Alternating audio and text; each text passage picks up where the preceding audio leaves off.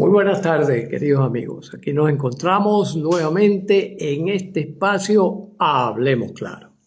Y Hablemos Claro, ¿qué significa? Hablar claro, es decir, hablar con la propiedad que nos brinda la evidencia acerca de los aconteceres en la vida. Y a este respecto hay que tener en cuenta que la historia de la ciencia, algunos la llaman la historia delincuencial. La llaman historia delincuencial precisamente porque se trata de una historia de robos, de secuestros, de asesinatos y de también, ¿cómo se llama? Sí, asesinatos de pensamiento mágico. Es decir, cómo hemos ido reduciendo el pensamiento mágico a lo largo de la historia a partir de los aportes, en gran medida, de la filosofía, pero el puntillazo, lo que ha permitido tener la seguridad de que estamos pisando tierra firme ha sido la ciencia, que por supuesto no es perfecta, que por supuesto no lo sabe todo, que por supuesto se equivoca con mucha frecuencia, pero que su característica básica es ir corrigiendo en la medida que se va dando cuenta de los errores cometidos. Eso es, en esencia, la ciencia, y por eso es que cuando decimos hablemos claro, hablamos con las demostraciones que la ciencia va buscando día a día, verificaciones, corroboraciones de lo que vamos encontrando, de lo que vamos hallando, y a la vez creando un lenguaje particular alrededor de eso, un lenguaje que permita precisión. ¿Qué es lo que la ciencia nos permite? ¿Por qué la ciencia nos permite asegurar? Bueno, miren, esto nos sirve, este tipo de lenguaje nos resulta útiles para aproximarnos a las cosas tal cual como ellas son, independientemente de nuestra opinión. En primer lugar, definiciones concretas. Las definiciones tienen tres niveles de expresión. Definición nominal, es decir, lo que yo afirmo, por ejemplo, la Tierra es redonda. Definición real o correspondiente con los aspectos extensionales, los aspectos que yo pueda corroborar, que yo pueda confirmar independientemente de mi opinión. Entonces yo puedo decir, bueno, aquí estamos en la Tierra, estamos montados sobre este planeta. Como es un planeta, podemos ver que la mayoría de los planetas son redondos, casi todo lo que anda por el espacio es redondo, por lo tanto podemos sospechar que este lugar donde nosotros también estamos parados es redondo. Y después una definición operacional. ¿Qué es la definición operacional? Que yo pueda inequívocamente medir el gradiente de expresión de lo que estoy diciendo. Por lo tanto, hay el montón de evidencia de la redondez de la Tierra, de, por ejemplo, que los barcos se ocultan al final de la cuestión, los ángulos, los vuelos a través de las ¿cómo se llama? De las satélites, toda esa serie de cosas, nos van a servir de prueba operacional. Entonces, esta característica de comenzar con definiciones precisas, definiciones que no sean ambiguas, o por lo menos sean mínimamente ambiguas, y que nos permitan poder refutar o confirmar lo que el investigador dice, hasta tal punto de que llegue a convencer a toda la comunidad o a la mayor parte de la comunidad científica para decir sí, en esto estamos de acuerdo, en esto hay un consenso, vamos a seguir estas pautas. Esa es la razón por la cual también la ciencia suele llegar tarde a las conversaciones cotidianas. ¿A qué estoy llamando que suele llegar tarde a las conversaciones cotidianas? Al hecho de que cuando nosotros estamos haciendo este proceso de verificación, de contrastación, se llama contrastación, y que yo pueda desechar hipótesis y pueda respaldar otras hipótesis, es un proceso engorroso, largo y complejo. Por eso es que las matemáticas, por ejemplo, que es el mejor auxiliar con que cuenta la ciencia, tarda en poder tener a mano las ecuaciones necesarias para yo dar cuenta de los eventos de una manera independiente, insisto, de la opinión de quienes lanzan la hipótesis. Por eso es que, por ejemplo, hoy en día tenemos cuestionamientos a la ciencia. Está de moda cuestionar la ciencia. Está de moda cuestionar ese conocimiento. ¿Por qué? Porque simplemente las personas ignoran todo esto, ignoran esa necesidad que tenemos los humanos de desmentirnos constantemente porque vivimos mucho en el autoengaño. Y cuesta aceptar, ¿verdad? Cuesta aceptar, bueno, que yo puedo estar equivocado, que yo estoy autoengañado, que yo simplemente lo que me llevo son impresiones de las cosas, pero que no tengo corroboración. Y fíjense, esto llega a todos los campos del saber científico, pero llega con más fuerza a aquellos campos que tienen directamente que ver con nosotros como seres vivos, como seres que se estudian a sí mismos, ¿no? En este proceso de estudiarnos a nosotros mismos, allí la cosa se hace todavía algo más complejo, ¿no? Y por eso es que muchas personas que al no tomar en cuenta digamos, esta práctica, esta metodología tan precisa, tan específica que utiliza la ciencia, terminan desechándola, terminan diciendo no creo en eso. Sin embargo, déjenme decirle lo siguiente con respecto a nosotros los humanos.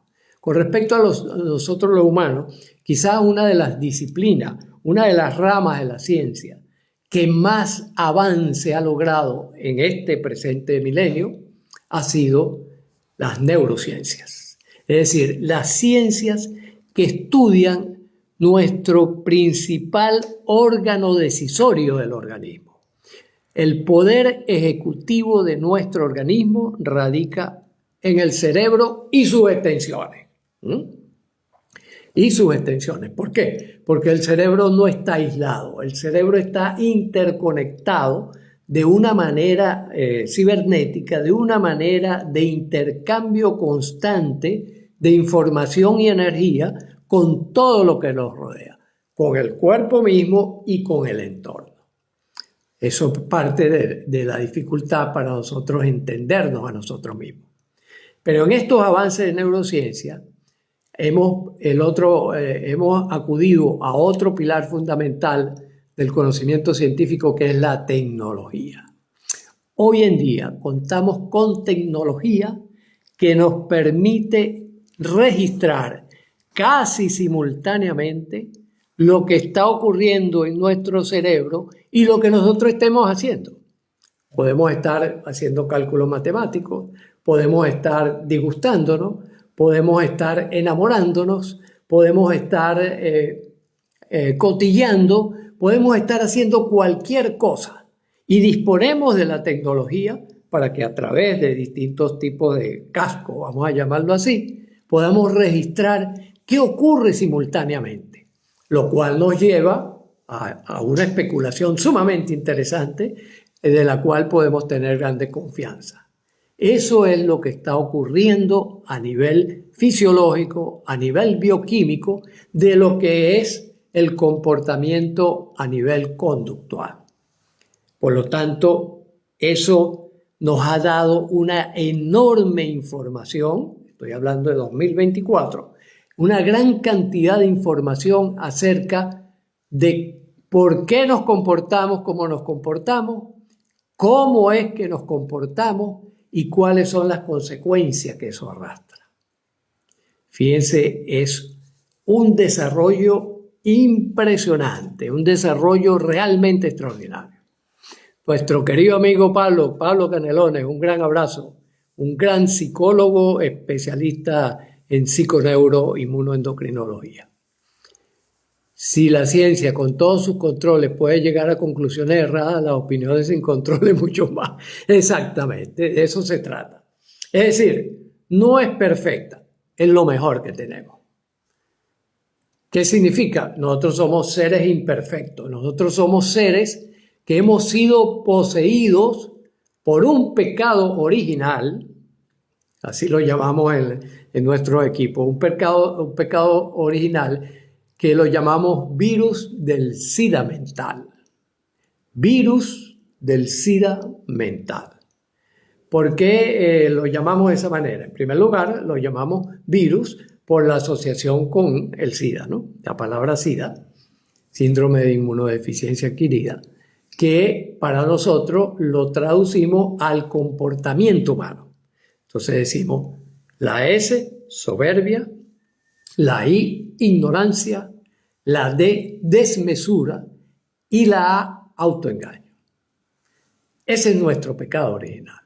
Ese es el pecado que nos llevó, digamos, a decir en un momento dado que había dioses para cada cosa, que las cosas no ocurrían de una manera siguiendo ciertas reglas de juego propias de la naturaleza, sino que había una especie de elementos suprahumanos que dirigían todos los eventos. Entonces ahí viene todo, por ejemplo, toda la mitología griega, toda la mitología que acompaña a todas las culturas tienen mitología. Uno va, por ejemplo, a los Yanomami en la selva amazónica y ellos tienen una mitología alrededor de un gran árbol que en un momento dado se cayó y repartió todos los frutos por la tierra porque vino un animalito y le comió la base. Y así cualquier cultura que uno visite tiene una mitología. Es decir, tiene una explicación sobrenatural de lo que está aconteciendo. Ha costado muchísimos siglos de esta metodología científica que además la misma metodología se ha venido puliendo a lo largo de siglos y siglos para ser cada vez más certera. De hecho, ya la ciencia actual no busca verdades, busca certezas. ¿Cuál es la diferencia entre una verdad y una certeza? Una verdad es algo que es así y punto, ¿verdad? En cambio, una certeza es que yo estimo, calculo una respuesta, empleo una metodología y cuánto me acerco o me alejo a esa respuesta que estoy esperando. Esa es la búsqueda de la certeza de la ciencia al día de hoy. No es verdades absolutas, no es las grandes preguntas de la filosofía convencional, quiénes somos, de dónde venimos, existe o no existe Dios, etcétera, etcétera, ¿no? Todas esas cosas, ¿no? El universo tiene una existencia previa o tal. Esas preguntas recientemente, a partir de los grandes descubrimientos, tanto de la física subatómica como de la cosmológica, es que han empezado a formar parte de la vida de los físicos. Fíjense, de la vida de los físicos, esas preguntas han empezado a aproximarse y hay quienes dan opinión acerca de eso. Pero ¿dónde está la definición operacional? Mientras no haya definición operacional, no la podemos llamar científica.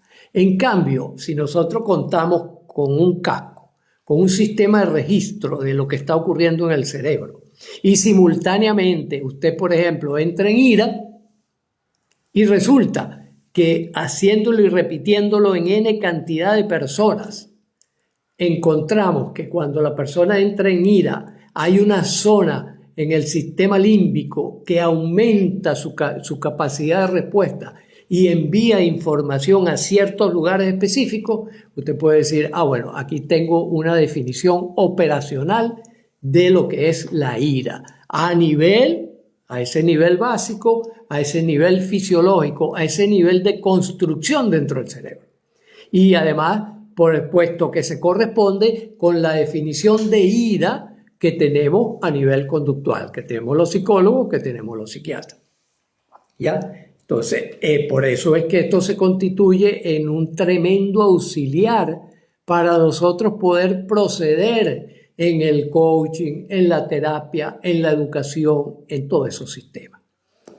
Y hoy particularmente quiero referirme al caso del papel de la música. El papel de la música. Ya de unos cuantos años para acá, hemos sabido en psiquiatría y en psicología que existe un rol importante de la música en nuestra emocionalidad, en nuestras respuestas emocionales, en nuestro comportamiento cotidiano, en los estados de ánimo, en los sentimientos y también en los pensamientos, a través de una secuencia de decisiones que nosotros vamos tomando desde nuestro sistema nervioso central y que lo vivimos en el comportamiento cotidiano, ¿no? Por ejemplo, una música, hay músicas tranquilizadoras, hay música de ciertas frecuencias que permiten que la persona se relaje. Quizás cualquiera de ustedes que se meta en la web y busque información sobre musicoterapia va a encontrar, bueno, centenares de miles de videos, de audios, de escritos acerca de ese poder transformador de la música sobre nuestro organismo. Y uno pudiera preguntarse, pero ¿cómo es posible eso? ¿Cómo es posible que la música, que aparentemente no tiene nada que ver, diría alguien, ¿verdad?, que desconoce los hilos de las conexiones que existen en la vida, pudiera decir, pero si la música no tiene que ver con que yo estoy molesto con mi esposa? Pues sí tiene que ver y tiene mucho que ver. Por ejemplo, incluso en la actualidad, nosotros le sugerimos a las parejas cuando están en conflicto, le sugerimos varias cosas.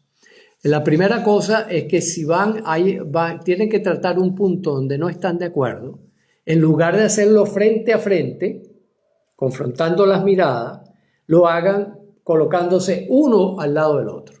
Se coloca uno al lado del otro y colocan en un soporte que puede ser un papel, una pizarra y tal, la idea de lo que están conversando. Y además, simultáneamente, colocar una música relajante. Una música suave, una música que baja cualquier intento de ira o de angustia o de desespero de los participantes. Entonces ahí eso va a facilitar enormemente, además le damos herramientas efectivas de comunicación para que se puedan poner de acuerdo con más facilidad que si no lo hacen.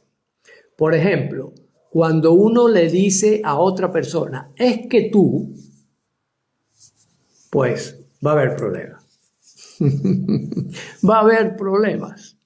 ¿Por qué? Porque esa emocionalidad, y esto ha podido ser confirmado también en los estudios de neurociencia, no hay nada más contagioso que una emoción.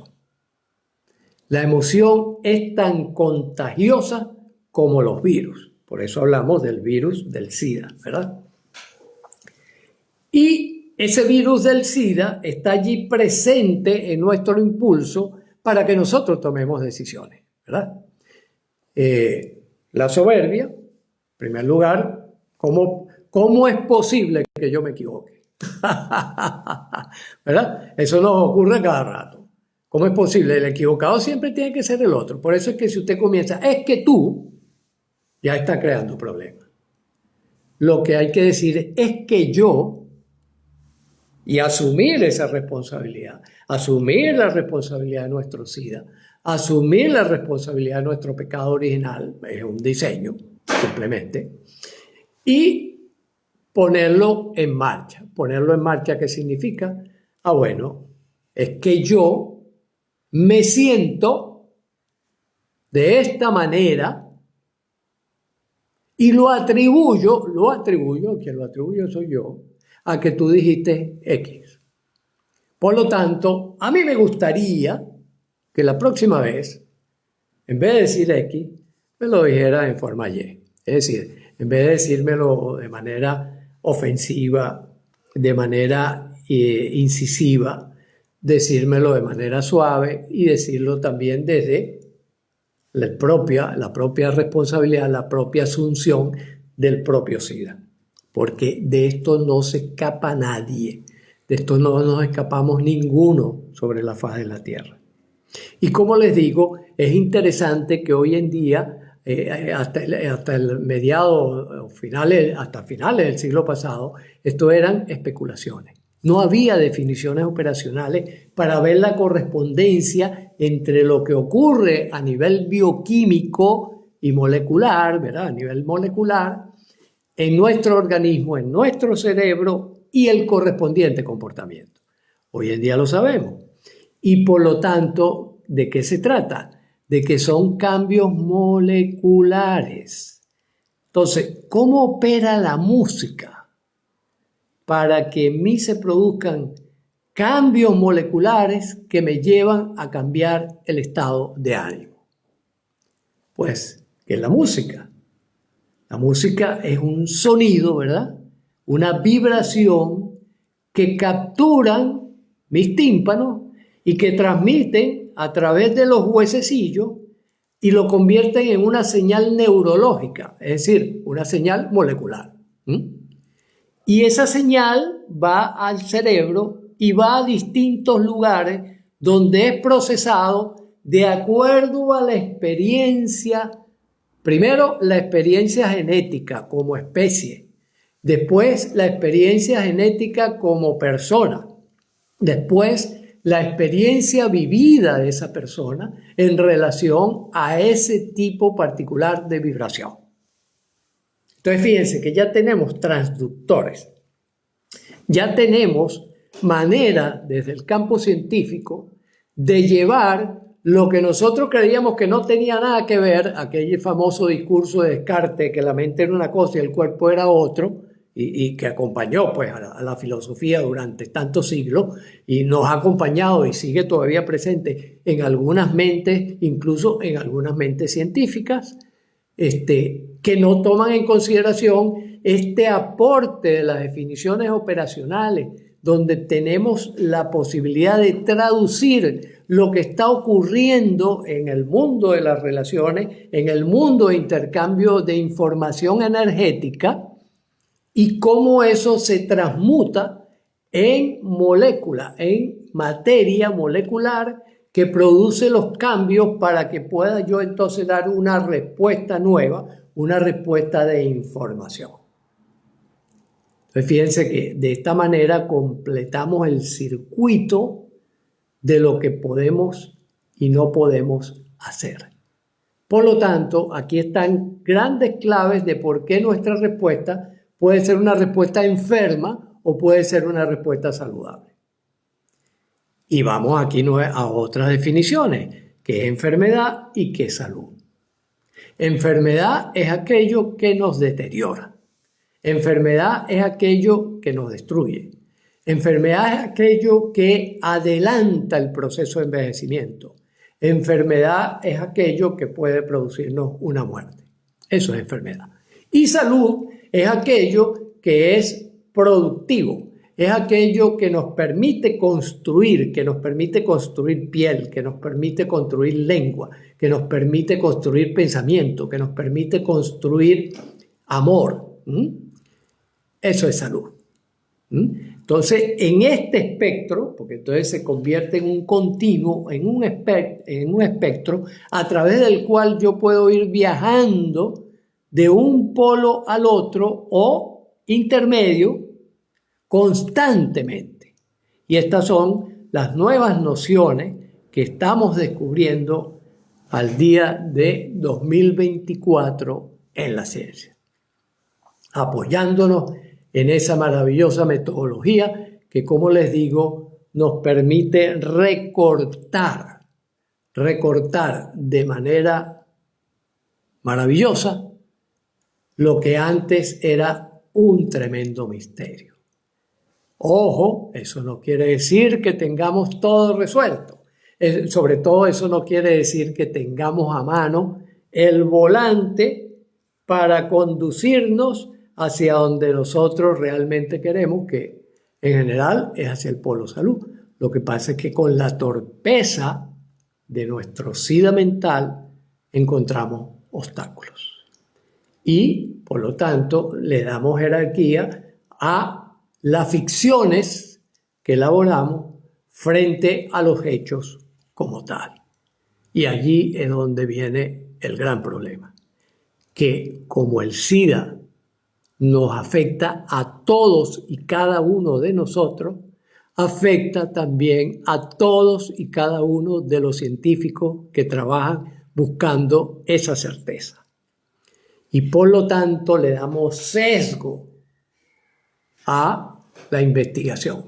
Es decir, no deja de ser la ciencia una actividad humana y como actividad humana también tiene su sesgo, tiene sus principios que depende de cada lugar. Fíjense que, por ejemplo, observando eso, podríamos dividir 3 grandes regiones en la actualidad, en donde predomina versiones de la ciencia. Podemos decir, básicamente hay 3 grandes, podríamos reducir a 3 grandes sistemas la apreciación de la vida. El idealismo, que dice, el idealismo, por ejemplo, el clásico ejemplo de Platón, hay una verdad aparente, que es la que nosotros vivimos en este mundo terrenal, pero hay una verdad última, cierta, que está en nuestro espacio mental, es decir, es mental espiritual. Y a esa verdad podemos llegar a través de la abstracción, a través de la reflexión. Ese es el idealismo máximo. Después tenemos el racionalismo. No, mire, es la correspondencia de la lógica, que es lo lógico. Y cuando nosotros metemos el zoom escrutador de la ciencia en qué es lo lógico, nos damos cuenta que es la correspondencia que hay entre la manera como yo argumento y explico las cosas y lo que ocurre en el mundo de afuera, en el mundo material. Y hay otra versión que es el empirismo. El empirismo es, nosotros tenemos que ir a los hechos y hacer la mayor descripción de los hechos. Por supuesto, también son sesgos. El idealismo, el racionalismo y el empirismo son sesgos. Son sesgos también de lo que en realidad aparentemente está unido, que es la naturaleza como tal. La escuela idealista, máximo, de mayor inclinación hacia el idealismo, podríamos decir que es la escuela oriental, a través de la meditación, el yoga, esas distintas cosas, ¿verdad? La escuela racionalista es básicamente de más inclinación racionalista. Los 3 componentes están en todas, pero de más inclinación racionalista, y que el racionalismo como la máxima expresión de lo que puede ser la ciencia, la vemos en Europa fundamentalmente. Y el empirismo, es decir, lo que se inclina, dame la prueba de lo que tú registraste. Eso es la escuela norteamericana. Entonces, esas 3 escuelas están en tensión constantemente. Están en tensión y entonces se acusan mutuamente de tener ellos la verdad, el sistema mental, y que los otros son los equivocados. ¿Qué es lo que estamos intentando en la actualidad? Muchos grupos en el mundo. Estamos intentando que también eso forme parte de un solo tejido, en donde simplemente, según la demanda de lo que tenemos delante, podemos inclinarnos hacia un lado o hacia el otro. Podemos ver como una figura triangular, ¿verdad? Idealismo, racionalismo, empirismo, y allí nos vamos moviendo dependiendo de la necesidad específica, pero al final recoger todos los factores comunes para construir un solo modelo. Eso es lo que se está llamando la teoría del todo, por ejemplo. La teoría del todo o la singularidad del conocimiento. ¿Qué hacer frente al SIDA? Frente al SIDA tenemos una vacuna, ¿verdad? Como es un virus, vamos a fabricar una vacuna. Y esa vacuna la llamamos TERPA. ¿Cómo podemos contrarrestar eso que es inevitable? El pecado original. ¿Cuál puede ser nuestro bautismo para que el pecado original sea perdonado? Para que no nos movamos dentro del pecado original. TERPA significa trabajo en equipo, ¿verdad? Estudio, reflexión, prudencia y paciencia, humildad y autocrítica. Si nosotros logramos combinar en nuestra vida cotidiana esos elementos, nos estaremos vacunando contra el virus del SIDA. porque la mala noticia es que esta vacuna no confiere inmunidad permanente. Por lo tanto, cada día hay que vacunarse. Recuérdenlo. No hagan cosas trascendentes solos. Háganlo siempre en equipo. La familia, por ejemplo, es un equipo. Si ustedes van a tomar decisiones familiares, consulten toda la familia. Logren el consenso en la familia. Estudio, manténganse informados, manténganse en estos en vivo, manténganse buscando por la web información. Hay muchísima en estos mismos espacios. Esto es impresionante, la cantidad de información interesante que hay que ir pescando con hilo fino. Por eso es que nosotros decimos, a eso nos dedicamos nosotros, a pescar con hilo fino, ya que usted no puede porque tiene otro oficio, tiene otras ocupaciones.